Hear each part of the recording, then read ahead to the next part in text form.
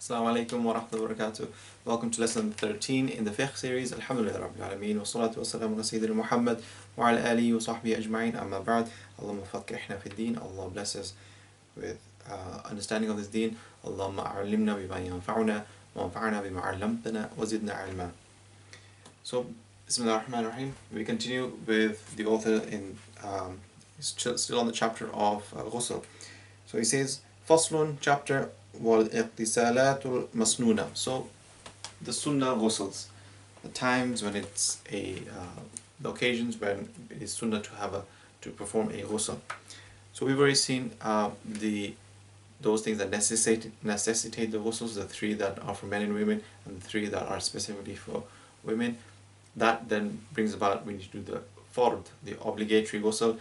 These are the sunnah ghusls. So if you do have an occasion that we're in a state of major ritual impurity, and then so we need to do the wajib ghusl, and then it's also a Jumu'ah, because Jumu'ah is one of the reasons why you do a sunnah ghusl. So we have to do a wajib ghusl and a sunnah ghusl, and let's say we're entering Makkah as well. So there's two sunnah reasons and one wajib reason to have a bath, a purificatory bath. You can just have the one and it suffices all. So subhanAllah, we can do that as well. So we continue with this, and just in general as well, here there will be 17 mentioned.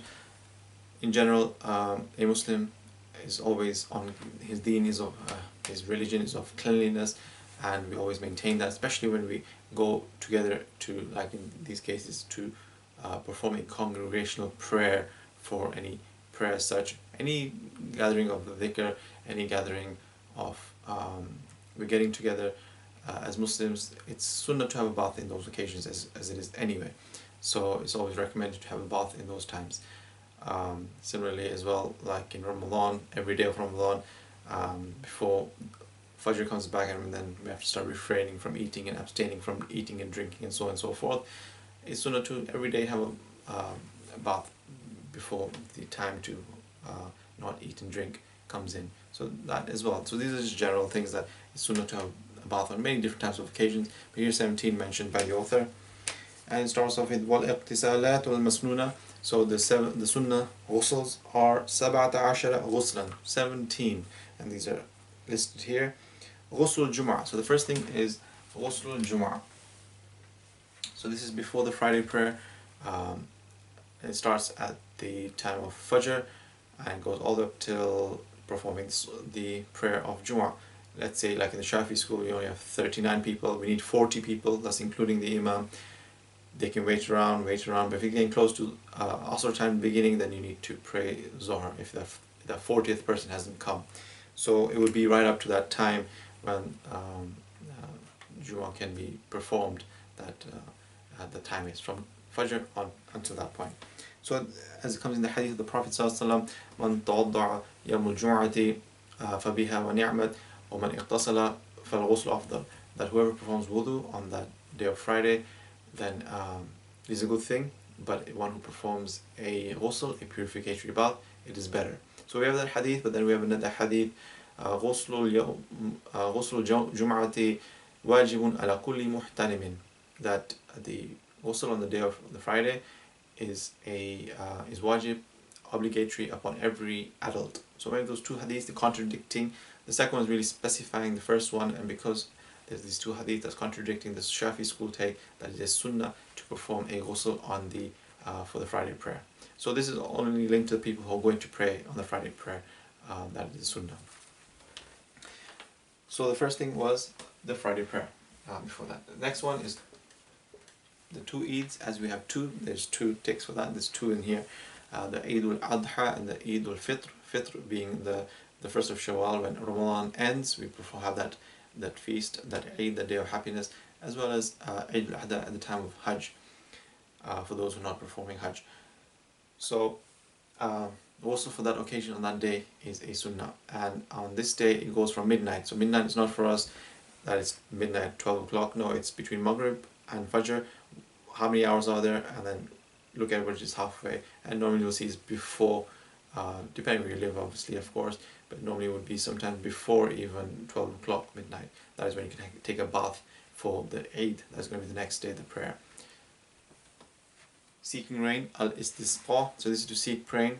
We have al-istisqa, just like istighfar, so that's seeking forgiveness, istighfar, astaghfirullah, astaghfirullah. So istisqa is to seek suqya, is to seek rain. People have drought in their lands, that they have this prayer that you can perform in Jama'ah to beseech Allah to send rain, so the crops benefit, the animals benefit, the people benefit. So on that occasion, sunnah to have also solar and lunar eclipse.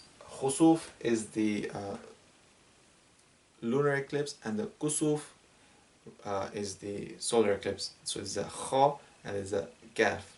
There's two different types, but they both mean the eclipse, the solar eclipse. So there's two here as well. So these are obviously signs from Allah subhanahu wa ta'ala that, as the Prophet says, that the sun and the moon do not eclipse for the death of anybody, nor for the birth of anybody. These are signs from Allah. So these are a reminder that the day of Qiyamah for us as well. So these events that one obstructs the other, one sun or a moon blocks the other, and then performs that solar eclipse. Today's people, they all go and want to see it. Muslims should be going straight to turning to Allah, turning to prayer, as the Prophet ﷺ has recommended us to do so in the hadith, and to do the dhikr as well. So we pray the whole length of the time that it is an ghusl, and obviously to do a ghusl for that time is a sunnah. After washing the deceased, so this is to wash the deceased, obviously it's wajib, but this is for the people who are washing the deceased to have the bath themselves afterwards, whether you just carried it, whether you washed it, so whichever part you partook in, that it is a sunnah to perform a ghusl afterwards. Non-Muslim revert. So when a non-Muslim a Muslim reverts, turns back to Islam, that religion, that deen of that, on the natural fitrah, on the natural that is the natural thing that Allah subhanahu wa ta'ala has created us on. When a person from the Jewish faith, or the Christian, the Hindu, the Buddhism, anyone comes back to Islam, they've been taken away from Islam because of their parents, whatever they were, so who are or agnostic, or not believing in anything as such. So when they become Muslim, then to have a bath is a sunnah. Of course, if they're in another state, that they are in a state of major ritual impurity, then obviously to have a wajib bath is going to be there as well. Or if they were menstruating, for example, that's finished, so they need a bath. So it's wajib, but sunnah is for that moment as well, so you can combine the intentions at that time. The insane and the unconscious person. So someone who has lost their intellect. Some people, maybe in the year, there's certain times that they might become insane, or have lost unconsciousness. Then when they gain unconsciousness, and when the to have a bath is a sunnah act. Just because someone is insane does not mean there's always harm that comes from that person. So there is also people who are pious and righteous, and then they become suddenly, by the will and the decree of Allah, they become insane for a specific time possibly, or whatever, but you'll see them doing good acts as it is anyway. What they used to do when they had sanity, they continue with as it is in insanity, for example. So one who was evil before kind of tends to be evil afterwards. So there is all that. But yes, to have a bath at the times when they're sane and they regain their consciousness, then it's a sunnah act. The ihram. Now, ihram, there's no limits. It can be when you're going to perform the lesser pilgrimage, umrah, or the greater pilgrimage of Hajj, that may Allah take us to His house and to visit the Prophet ﷺ as well, his masjid as well. Then to put the ihram, to don the ihram on, is a sunnah, and this is for all, whether you're baligh, you're have attained puberty, you're an adult, or you're still a child, is sunnah. Whether you are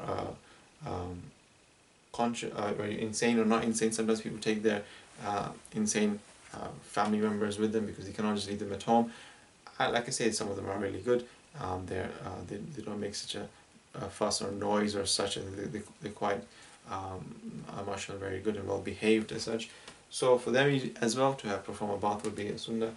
Ihram for those who, even the ones who are menstruating and the ones who are postnatal bleeding or have had a child, then to have wudu, to perform ghusl, is a sunnah for all. So there's no restrictions. It's sunnah in all cases. entering Makkah, so to enter the blessed city of Makkah, may Allah grant us that, to visit His house, that invitation from Allah subhanahu wa ta'ala, is a sunnah to have the bath to enter Makkah, this blessed land and this blessed place. The day of Arafah, in the time of Hajj, that's the 9th of Dhul Hijjah, to have a bath then is a sunnah.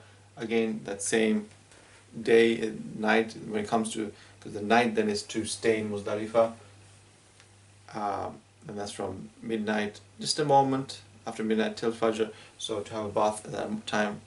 Normally at these times in the past there wasn't facilities available, so it was difficult. Even today when sometimes facilities are available, it's not ideal to go in such situations, depending on the context, as 2 million or so people go to Hajj every year, so depending on the number of situations. But yes, if that opportunity comes that you can have a ghusl and it's evil, there's no queues or such, and there's no fear of losing your traveling party, then yes, sunnah to have a bath in those times. Every day for throwing pebbles, when we do the rami, we throw the pebbles at the 3 different pillars depicting shaitan. That is, so the ayyam al-tashriq, that is also sunnah to do that, for every day to do that. At-tawaf, so going around the Kaaba, circumambulating the Kaaba, is sunnah to have ghusl for that time. Safa and Marwa as well, to do the sa'i, to go back and forth, as Hajra alayhi salam, she did when she was looking for food and water for her and baby Ismail alayhi salam. And finally, entering the blessed city of the Prophet sallallahu alaihi wasallam, his city, entering Al-Madinah Al-Munawwara. So all these cases are the 17 cases where a sunnah to perform a ghusl. Like I said, any kind of gathering, a Muslim is always on cleanliness, and because you're going to meet people, so you shouldn't be having uncleanliness around you, is a sunnah. And any kind of ijtima' is any gathering of dhikr, any gathering of any kind of gathering as such, is a sunnah to have that also. Wa sallallahu Muhammad wa ala alihi wa sahbihi wa sallam.